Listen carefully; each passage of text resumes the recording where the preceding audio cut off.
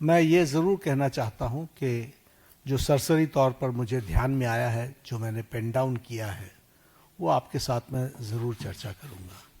अगर मैं बात करूँ जम्मू कश्मीर में सर्विस सिलेक्शन बोर्ड के एग्ज़ामिनेशन में पेपर लीक हुआ, जहाँ पर कांग्रेस और एनसी की सरकार है, नेशनल कॉन्फ्रेंस की। उसी तरीके से Himachal Pradesh school examination board में उसमें पेपर लीक हुआ, जहां कांग्रेस की सरकार है।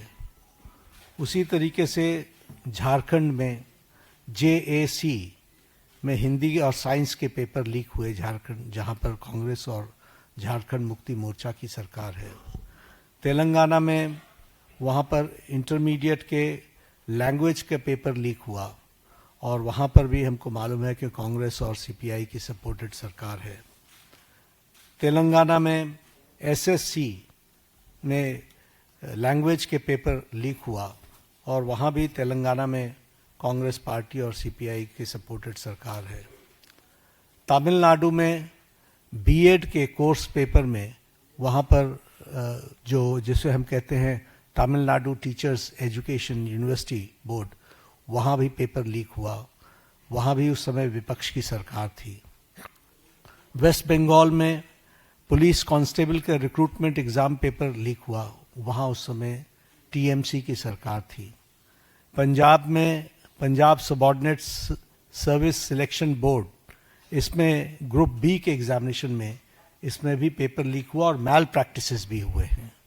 उसी तरीके से केरला में स्टेट में PSC के 26 एग्ज़ाम पेपर में इरेगुलरिटीज़ हुई हैं। कर्नाटक में जहां पर कांग्रेस की सरकार है, वहां भी प्रेपरेटरी बोर्ड एग्ज़ाम में पेपर लीक हुआ, PUC के पेपर में लीक हुआ। तो इस तरीके से मेरे को तो ये कुछ नाम मैंने लिए हैं अभी। ये इसकी बहुत लंबी फेयर लिस्ट है, जिसके बारे में हम चर्चा चाहेंगे कि जब चर्चा हो। लेकिन मैं पूछना चाहूँगा विपक्ष के नेता से, राहुल गांधी जी से, कि आप सिलेक्टिव क्यों हैं? Why are you so selective?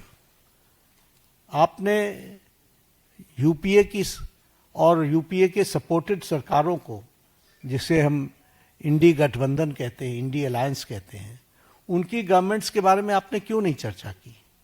क्यों आपने अपने आप को उससे अलग रखा? यह स्पष्ट बताता है कि आपका उद्देश्य छात्रों का हित नहीं है।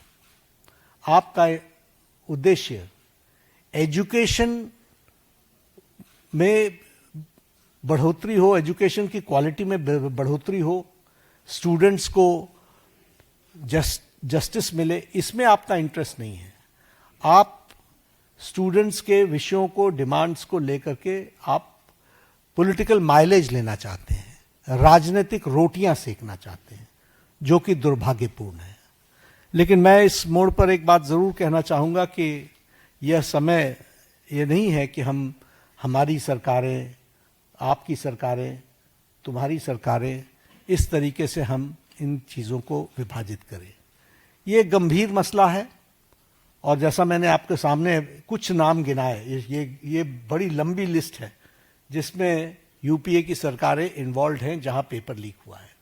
लेकिन हम आरोप प्रत्यारोप से बाहर निकल करके हमें इस पर चर्चा करनी चाहिए, और चर्चा करने का जो सबसे अच्छा माध्यम है वो है सदन, वो है पार्लियामेंट। और हम चर्चा के लिए तैयार हैं। गहन चर्चा हो, गहन चर्चा के माध्यम से इसकी बारीकियों में हम जाएं। What are the factors which are leading to for paper leak, who are the people involve, and how the central government has responded. हमने किस तरीके से, जब हमारे ध्यान में कोई पेपर लीक आया है तो हमने किस तरीके से इसको एड्रेस किया है, और बाकी सरकारों को भी किस तरीके से इसमें एड्रेस करना चाहिए। क्या बिंदु हैं जिसके बारे में हमको गहराई से चिंतन करके उसका कोई रास्ता निकालना चाहिए, ताकि हमारे छात्रों के साथ, जो करोड़ों में हैं, उनके साथ अन्याय ना हो। और भारतीय जनता पार्टी, NDA, इस मामले में मोदी जी के नेतृत्व में बहुत गंभीर है और बहुत गंभीरता से हमने इन विषयों को लिया है। और इसीलिए हमने चाहा है कि संसद में इसकी चर्चा हो। Short duration discussion, long duration discussion, business advisory committee में आप तय करो कितना समय आपने लेना है, 12 घंटे लेना है, 18 घंटे लेना है। राज्यसभा में मैं लीडर ऑफ द हाउस के नाते मैंने हमेशा इस बात को माना है कि जो विपक्ष जितने आवर्स तय करे, हम चर्चा के लिए तैयार हैं, सरकार चर्चा के लिए तैयार है। और विपक्ष को इस बात को ध्यान में लेकर के उसे गोल पोस्ट नहीं चेंज करना चाहिए। हम आरोप नहीं लगा रहे हैं, आरोप प्रत्यारोप नहीं होना चाहिए। हम इस समस्या का किस तरीके से निदान कर सकते हैं उसके बारे में हमको सोचना चाहिए। और पार्लियामेंट सबसे उपयुक्त फोरम है जहां हम गहराई से इसकी चिंतन कर सकते हैं।